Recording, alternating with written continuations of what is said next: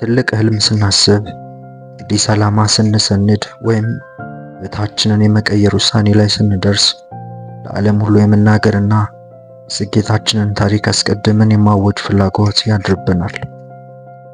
ነገር ግን እውነተኛ መሰረታዊና ዘላቂ የህይወት ለውጥ የሚመጣው በውጭ ውዳሴና በመጮህ ሳይሆን ማንም በማያየን ስውር ስፍራ በምናደርገው ጥልቅ ተጋድሎ ነው።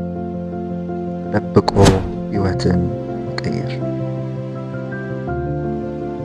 ተደብቆ ህይወትን መቀየር ማለት ሰዎችን መሸሽ፣ ፍርሃት ወይም በሚስጥር መኖር ሳይሆን አቅምን፣ ትኩረትንና ጉልበትን በከንቱ ንግግር ሳያባክኑ ውስጣዊ ጥንካሬን በዝምታ የመገንባት ጥበብ ነው።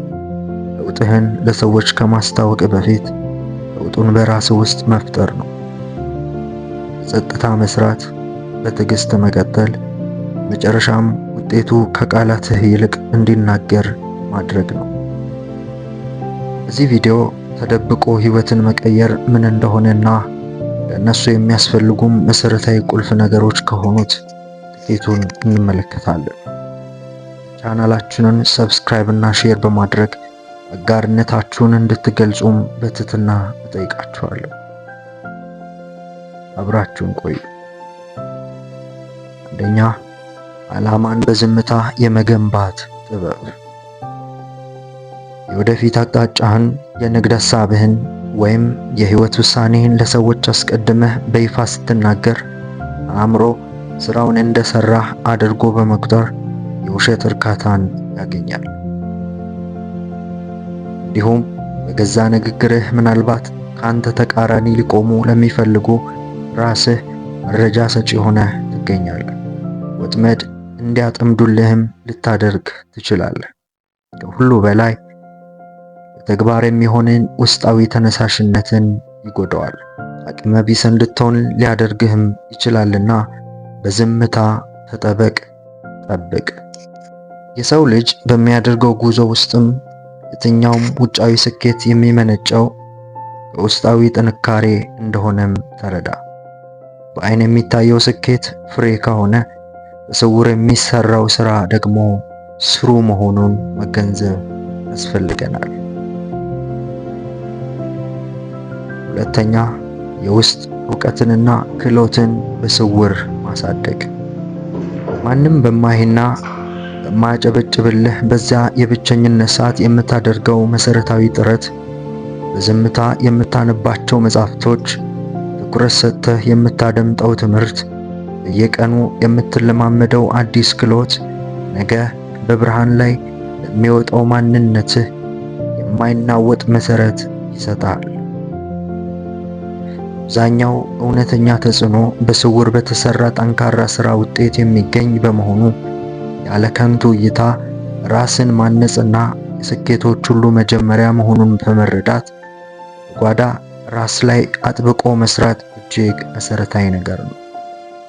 ይህንንም በማድረግ የውስጥ ጥንካሬን በመገንባት ለውጫዊ የሚገጥሙ ለየትኛውም ነገሮች ምላሽ ለመስጠት አቅም የምታገኝ መሆን እንድትችል ያግዛል።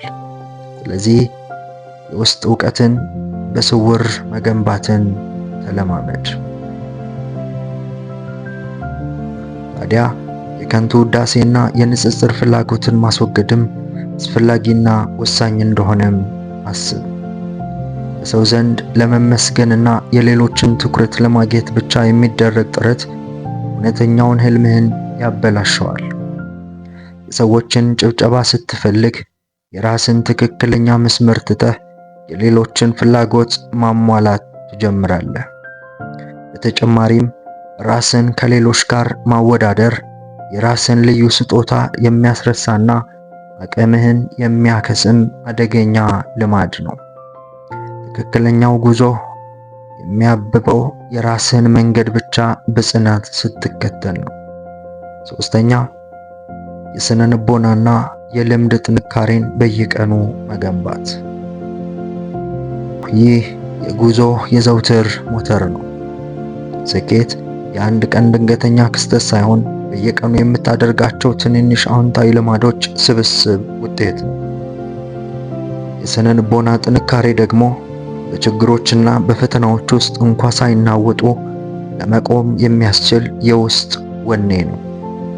በየቀኑ የምታደርጋቸው መልካም ልማዶችና የአእምሮ ጥንካሬ የወደፊት ዕድልህን በትክክል የሚቀርጹ ዋና መሳሪያዎችህ ናቸው። በመጨረሻም ቃላት ሳይሆኑ ውጤት ብቻ እንዲናገር ማድረግ ደግሞ የሁሉም ጥረቶችህ ፍጻሜና ማረጋገጫ ነው። ስለ ዕቅድህና ስለ ህልምህ ብዙ ማውራት ጉልበትን ከማባከን ባለፈ የተለየ ዋጋ አይኖረውም። ድምፅህን ቀንሰህ ስራህ ላይ ብቻ ስታተኩር ያከናወንከው ተጨባጭ ውጤት ራሱ ከሺህ ቃላት በላይ ጮክ ብሎ ይናገራል። በቃል ሳይሆን በተግባርና በውጤት የተደገፈ ማንነት ሁል ጊዜ የማይሸረሸር ክብርና ዘላቂ ተጽዕኖን ይጎናጸፋል። ሆኖም ግን ይህንን መንገድ በጥበብና በምክንያታዊነት ካልመራኸው የራሱ የሆነ ጉልህ ጉዳቶችና አደጋዎች አሉትና ጥንቃቄም ያሻዋል። ታዲያ ይህ ሁሉ በሚሆንበት ጊዜ ደግሞ በጥበብና በምክንያታዊነት ካልመራኸው የራሱ የሆነ ጉልህ ጉዳቶችና አደጋዎች አሉትና ጥንቃቄ ያሻዋል። የመጀመሪያው ጉዳት ከፍተኛ የማህበራዊ መገለልና የብቸኝነት ስሜት መፍጠር ነው። ሕይወትህን ለመቀየር በሚል ከሰዎች ሙሉ በሙሉ ስትደበቅና ስትርቅ ድጋፍ የምታገኝበትን የማህበራዊ ግንኙነት መስመር ልታጣ ስለምትችል ጥንቃቄ ማድረግ ያስፈልጋል።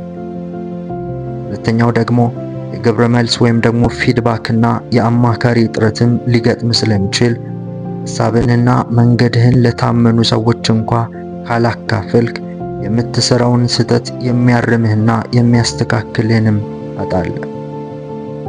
ሶስተኛው አደጋ ልክ ያለፈ ፍጹምነትን የመሻት ወይም ፐርፌክሽኒዝም እና የውስጥ ጭንቀት መጨመር ነው። ሁሉንም ነገር በውስጥህ ይዘህ ብቻህን ስትታገል አእምሮ ላይ አላስፈላጊ ጫና ይፈጠራል። የመጨረሻው ጉዳት ደግሞ የትስስርና የእድሎች መዘጋት ነው።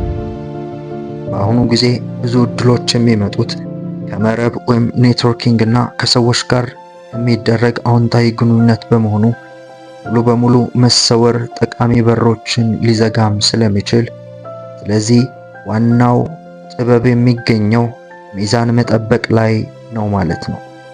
ስለዚህም በጣም ጥበበኛ ሚዛንን በመጠበቅ ተደብቆ ሕይወትን መቀየር የሚለውን ጽንሰ ሐሳብ ሚዛንን መጠበቅ በሚል እሳቤ ውስጥም በመክተት በጥንቃቄና በብልህነት መምራትም ደግሞ ያስፈልጋል።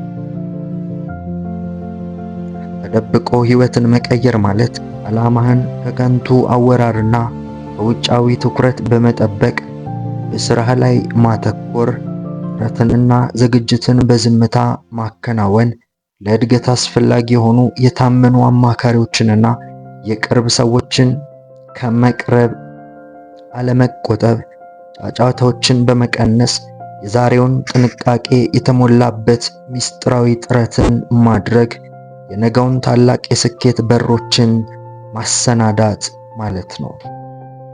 እነዚህን ነገሮች በመገንዘብ ተደብቆ ሕይወትን መቀየር ይሆንልን። ቪዲዮን ከወደዳችሁ ሼር በማድረግ አጋርነታችሁን ግለጹ። የሚቀጥለው ቪዲዮ እስክንገናኝ ድረስ ለስራችሁ ስኬት፣ ለጤናችሁ ሰላምን እመኛለሁ። ቻው።